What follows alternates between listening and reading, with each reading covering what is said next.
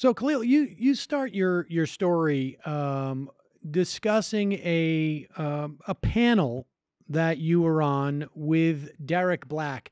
Tell us about Derek Black and why he's relevant to where we are in the, I guess, the trajectory of organized organized racism, I guess, in this country. Sure. Well, Derek Black, as a young person, you can imagine just about 10 years ago, we were celebrating the achievements of the MTV, VH1, social media generation of young people who'd grown up in a world far more tolerant and diverse than anything their parents or great grandparents could claim, and that's unraveled. So one of the things that I think is fascinating about Derek Black is he grew up precisely over these years in the 1990s and 2000s, the son of one of the most significant white supremacists and white nationalists in the country, a man named Don Black, who, according to the Southern Poverty Law Center, runs Stormfront, one of the largest hate sites in the country. This young man has renounced his father's teachings. He's a graduate student at the University of Chicago, and tells a story, as has been widely reported in the Washington Post and elsewhere, that it was going to college in the first place that exposed him to competing ideas. And over a few Shabbat dinners with Jewish friends, he came to realize that he'd been taught hate, and he's renounced it. And so, as a historian of white supremacy in this country, I was fascinated by having a chance to meet this young man and to hear his personal story, and then to learn a few things about what's been going on over the past 18 months or so. And okay, so he's giving you some insight in terms of what's been happening because he knows the code. Is that it?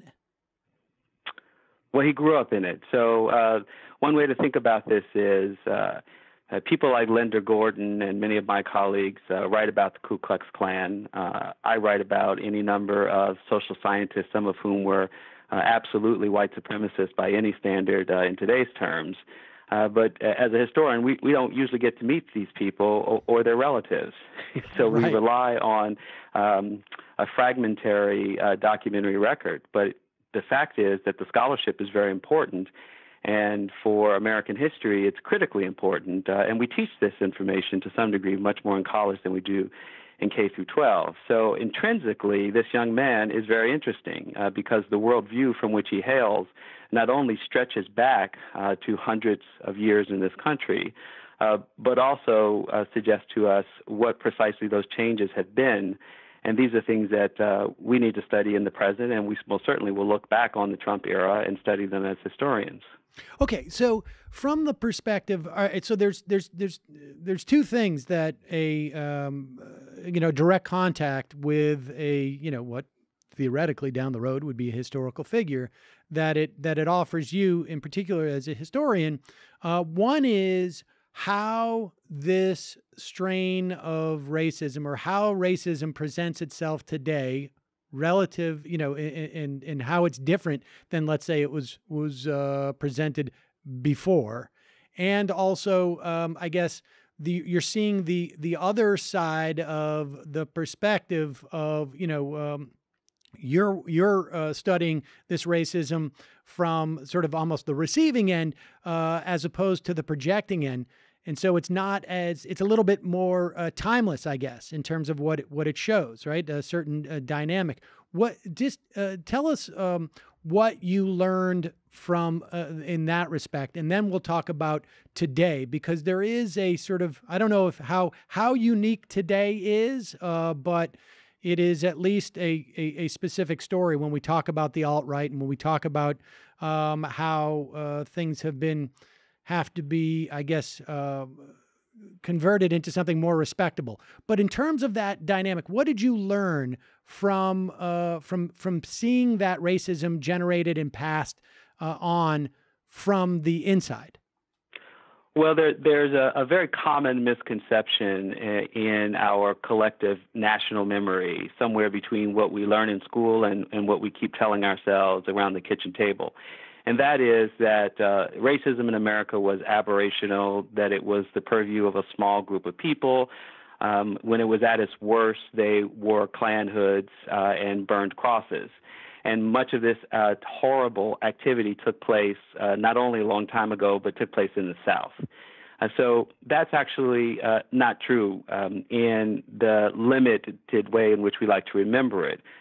I'll just cite most recently, Linda Gordon's written a book about the Second Klan, and her basic argument is that the resurgence of a second Klan, to be distinguished from the one that is born immediately after the Civil War in 1866, the second Klan emerges as a national movement. She estimates, along with others, about 4 million people, and there are chapters and pockets and political representatives in many, many states in the country.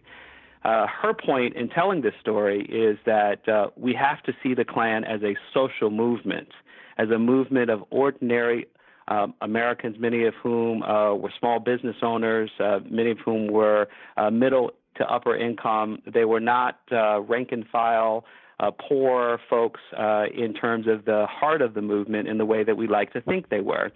And they had chapters north, south, east, and west. That's really important because it does help to explain a recurring theme of what today we call populism, which is another way of saying backlash movements, sometimes rooted in economic anxiety, but oftentimes rooted in demographic change. That was an era that gave birth to immigration restrictions in 1924. This early Klan was responding to Catholics and Mexicans, blacks and Jews. But by and large, they were responding to people who were not white and Protestant. And we ended up closing our borders, the very borders that today are up for debate again because of the 1965 revision of those 1924 immigration restriction laws. So if we carry that earlier history to the present, one of the mistakes that many Americans make, again, is retreating to this notion that it's a small group of people who are our outliers in our society. They don't represent American values, and we shouldn't pay much attention to them. And God forbid we give them any airtime because that will only fuel their nuttiness. Well, turns out that we keep learning that more and more of these people not only have much more significant presence in our communities, they are more affluent, more professional. Derek Black, for example, said that in all the conferences he attended over his 20-something years as a kid, following his father, that the people who could travel were the people who had disposable income, who were the professional mobile classes. These were not people who were one paycheck away from the unemployment line. That's just one example, like Linda Gordon's findings, that this movement is much more present in our society than, again, a lot of people would like to think.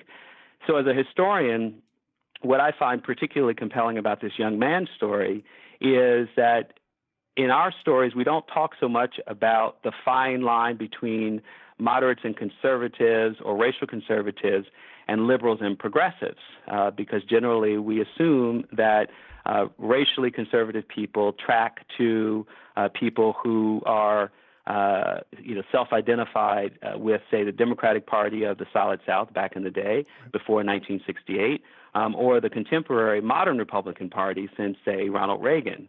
But it turns out that white nationalists, under the guise of Don Black, his father, and Richard Spencer, and many others, are focusing on these conversations with white liberals who are feeling like the truth of Hispanic immigration is a threat to America's competitiveness in the world, to its limited social resources. Lindsey Graham did have a conversation nationally just a few years ago among other Republicans about whether we should repeal birthright citizenship in the 14th Amendment in this country. So the basic argument that Derek makes is that a lot of what white nationalists are using to organize to come out of the shadows are the same basic debates that we're having in our political culture about demographic change in this country, about crime and safety, about education and achievement gaps. All right, this is fascinating, and this also, I think, it is of of particular interest to me, obviously, because this is where I start to intersect with these people online and on YouTube, and I start to see them, and we talk about alt-right and we talk about alt-light. And I'd like to talk about that when we return, because we see more. Charles Murray has been on YouTube more, I would say, in the past 18 months than he had been in the media over the past 10 years. And we need to discuss that. I'm Sam Seder. This is Ring of Fire Radio. We'll be back in just a moment.